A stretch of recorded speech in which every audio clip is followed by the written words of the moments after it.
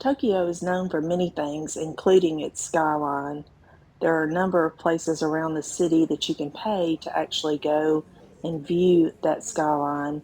But us being on a budget, we sought out a place that we could do inexpensively or even free. And this particular place was actually free. It is the Tokyo Metropolitan Government Building, also known as Tokyo City Hall. Apparently, we weren't the only ones to discover this. You enter in downstairs and get on an elevator and travel up. It's 45 stories. And once you get up top, you can see the views. Unfortunately, on the day that we were there, it was actually raining and a little misty. So I'm sure on clear days it would just be spectacular. And there are you can walk all the way around the inside of the 45th floor there, and there are different, obviously different views from different directions. And one area you can actually, on a clear day, apparently see all the way to Mount Fuji, which is in perspective 2 hours away via train. So that just kind of gives you some kind of idea. So once you're upstairs on the 45th floor, they also offer kind of a little cafe. I would say it's basically coffee and drinks and maybe just a little snack, but also they sell souvenirs. So you have a place to sit down and rest a while and enjoy the views for a brief moment if you would like. I would say one of the main reasons we chose to go to Tokyo the first week of April was actually for this, the cherry blossoms. And boy, they did not disappoint. This particular viewpoint that we're at right now is the Meguro River. I'm not sure if I'm pronouncing that correctly or not. It's in a very trendy neighborhood. We took a train, I think we took a train over. There's about 800 cherry trees that line both sides of the river for several kilometers, it states.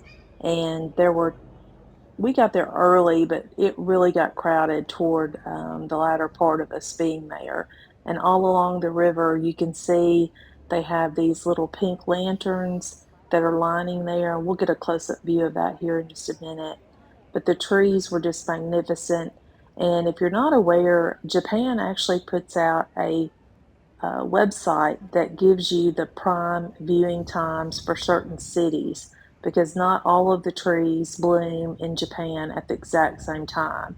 The northern trees obviously bloom a little later behind even Tokyo and other cities down south. So it's a great website for you to look at, and here it is. Okay, the website is japan-guide.com, and it's actually the cherry blossom forecast. And of course, this is for the year 2025, but they put this out every year. And you can look and see when the actual peak times of viewing were for a city or are going to be. And you can see that Tokyo started March 31st through April 9th, which was actually the week that we were there. So we hit that just perfectly, even though we had made our plans back in January. But you can see there's still some that are going right now on up into April, and looks like there's some going into possibly the 1st of May. So yes, it's not opened yet. Some that are best viewing. So this is a great website if you're interested in going to Japan or any city in Japan in the future to view the cherry blossoms. Did you know that cherry blossoms are actually a symbol of renewal in Japan? And they only have about a bloom time of 1 to 2 weeks depending on the weather. And of course, if it's raining or the wind is blowing, that can certainly shorten the season, no doubt about that. In this particular river, you could see thousands and thousands of the cherry blossom petals that had floated around. It's actually a national obsession, and they're called sakura, Sakura. That's for all cherry trees, but you may not know that all cherry trees do not actually produce cherries. In fact, many of them do not. They're purely ornamental trees. Japan has over 600 varieties of trees in their city alone, so that kind of tells you how many there are. Here's a close up of the lantern that I was telling you about. And I started noticing that they have different lettering and names maybe on there. So I'm not sure if these lanterns are sponsored or how that works, but they're different. All along the street around the river were these food food carts set up with unusual things. I'm not sure what this was, but it was something with an egg on it. They had some really nice looking food there, very, very tempting. As you can see, as the day went on, or the morning, it was really getting crowded, tons of people.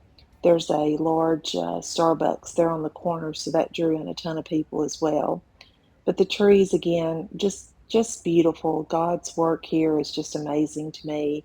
Then you can see that some of them are already gone and they're starting to leaf out. But that's just kind of the life of the cherry blossom and the cherry tree, I guess. Here's another thing. It said fried octopus balls, and I thought that was interesting. I did not try those, but they did have some unusual foods there.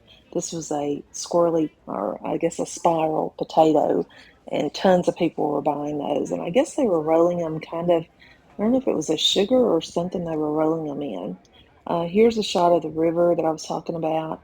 The camera really doesn't do it justice. When the winds would blow, just these little petals would float off and it would look like it was just really snowing.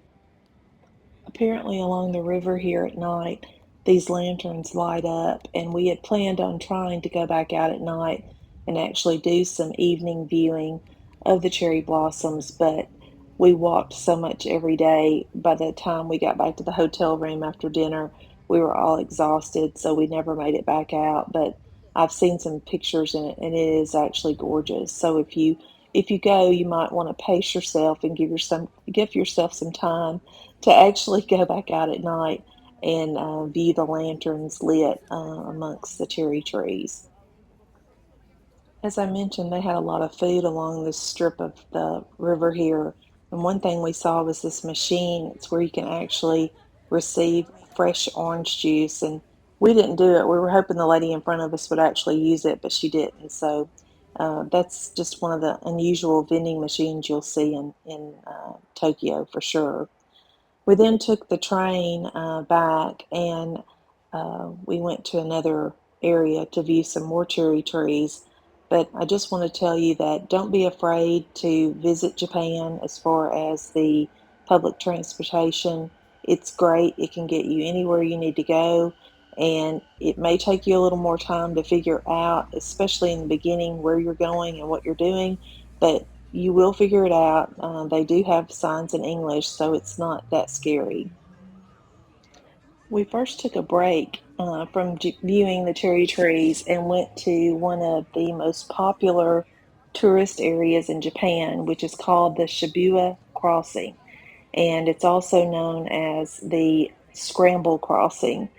It's actually the busiest pedestrian crossing in the world, with over 3,000 people crossing at one time from all different directions. It is kind of crazy. It's right outside the Shibuya train station, so you can't miss it. It's basically just organized chaos, and there is a pay viewing area here as well. We did not do that. We just kind of found our way up to the front because we actually wanted to do the crossing itself. So it's not just a pedestrian area. You can see it is traffic. There's tons of stores around. There's a Don Don Donkey or Don Quixote, however you want to call it, right on the corner, which was massive. I think it was 8 or 9 stories. And this crossing is just kind of crazy for sure. So here we go crossing. Now you can see that we're just kind of holding our cameras up over the crowd so we can get some shots here. And some people, I guess they're just filming others coming back across. So it just takes you a couple of seconds to get across the street. And as you're going, if you'll notice, kind of there in the center of the screen, there's a Starbucks there. And this is one of the free areas where you can actually go and view the crossing. And we did do that. But it's funny because people are standing there just filming everyone crossing the street. So it's kind of crazy. There's actually street performers out. One guy was there just to the left there. singing some kind of rap or something. So I'm not sure, but anyways, very busy and just kind of one of those things that you got to do if you're in Tokyo for sure. There's our son. He's kind of waving at the people up in the Starbucks.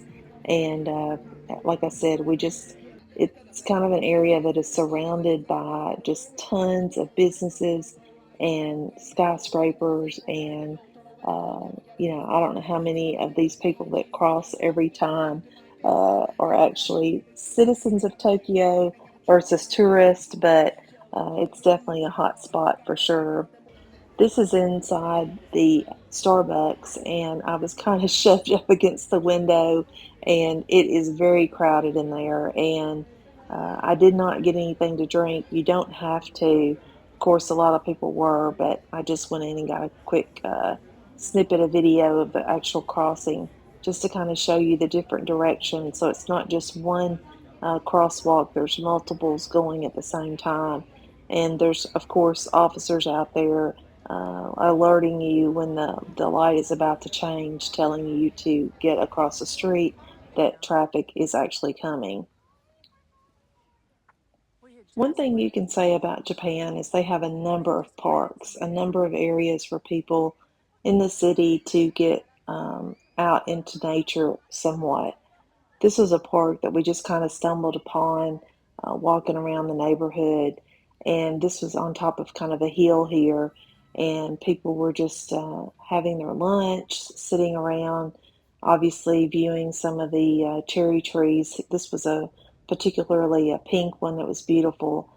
This lady had her cat out, and this cat seemed like he was very happy to be out in the sunshine after a couple of days of rain. And he was really cute, and he's just gonna flop over here. And that's kind of how I felt after I had climbed up this hill to get to the top of this park. So you've got to be aware there's a lot of walking and climbing and stairs in Japan. So here's another one that we went to in behind this tea house, I guess. It was closed, but you could still go into the park, and they had a couple of ponds. The pond there on the left actually had some koi in it, and this other one here, we didn't see any in it, but there were several people here taking pictures, and you can definitely appreciate um, the sculptures there and I guess the statuary actually, and the different foliage that you find here in Japan. The next stop we went to, and we actually went here a couple of times. This is Ueno Park, and it is actually one of the top viewing spots for Tokyo and the cherry blossoms. And we actually stayed in the Ueno district, and we were very happy that this particular park was only a few blocks away from where our hotel was at. Honestly, there's so much to do in this park. We went probably 3 times during the week we were in Japan.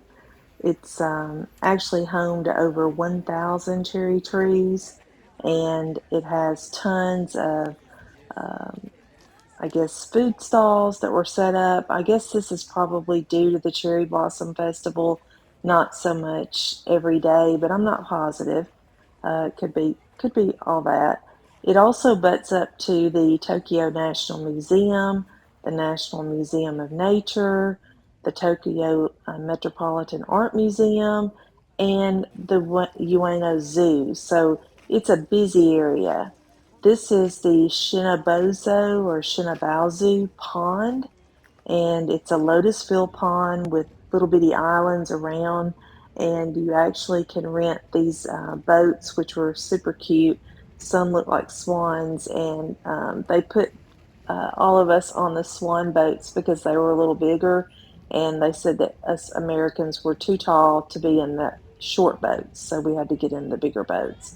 But they're just kind of paddle boats, and you just paddle around. My son actually used his hands because his legs were too long to actually paddle the boat. But one of the great things about the boats is you can actually get up to some of the trees that are kind of dangling over into the water and see them up close and personal, I guess.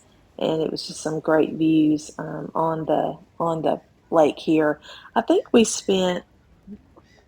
I want to say it was maybe less than $5 to rent the paddle boats, and that was for I think 30 minutes. So it was good. We had a good time and uh, enjoyed going around the pond here and looking at all the people going around and taking pictures and posing. There were a lot of people that were dressed up. I think you saw the shot earlier of the young couple in their kimonos and that kind of thing that were out. It appeared to be having some professional photography done during the blooming of the cherry blossoms. So it is a big deal for the locals as well. One thing we found interesting is a lot of the parks have just these blue tarps laid out on the ground, and people will come and bring their lunches or dinners and just sit there and have lunch and sit around with their friends or their family. So that was fun. The third area that we went to view the cherry blossoms was the Imperial Palace East Gardens, which was also free. If that's not a painting right there, I'm not sure what would be. It was gorgeous. There were a ton of people here as well, but you just basically kind of walked on through. They were having some event the day we were there, so they were closing parts of the walking paths off early, so I'm not sure what that was about. But it is actually located on the ruins of the Edo Castle, and they have lots of flowers and various things there that you can see. And like I said, tons of cherry trees all around the property for sure. This isn't just a tourist site, it's the official residence of the current emperor. And basically, it'd be like visiting Buckingham Palace. Of course, we didn't go inside, we just walked through the grounds. They're massive, and you can see here just from the background, it's surrounded by this sea of skyscrapers. So you'll find, moats, ancient stone walls. Here, my son is 6'4". That kind of gave you an idea of how tall these walls are around it. There's koi ponds, like I said, all kinds of various flowers and roses and wisterias that were growing and being trained. These were there on bamboo. This was an interesting spot as we were walking around. It was kind of a cellar, and the sign that I'm about to show you, it says that they're not really certain what the cellar was used for, that it could have been kind of as a hiding place if they were being invaded, or it could have been for some concubines to hide out in as well. So interesting what all it said that this thing could have been. So who knows what it was for? I guess you can just decide. Here's the moat surrounding the area, and you can see that these stone walls. I mean, these pictures really don't give you a great perspective, but they were quite tall, and you can see that they're slanted, so you couldn't have just walked up them or anything. I guess that was for fortification and that kind of thing. This looked like a little, it looked like a tea house. I'm sure it wasn't. I don't remember what the sign said, but I found it interesting. The the tiles and whatever these are on the roof were very ornate and very pretty. They had tons of azaleas and different other flowers. This bamboo grove here was beautiful. They had, I don't know how many types of various bamboos on the property. These were quite large. Again, the pictures probably don't do it justice, but just massive bamboos there.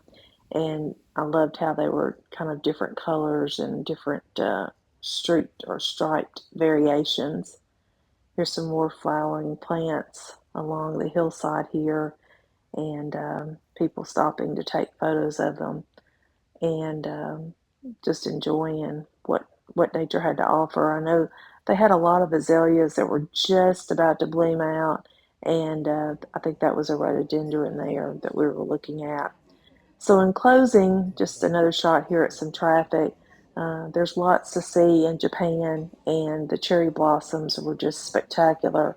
I know there are places all over the world, or different places, even in Washington, D.C., that you can view cherry blossoms.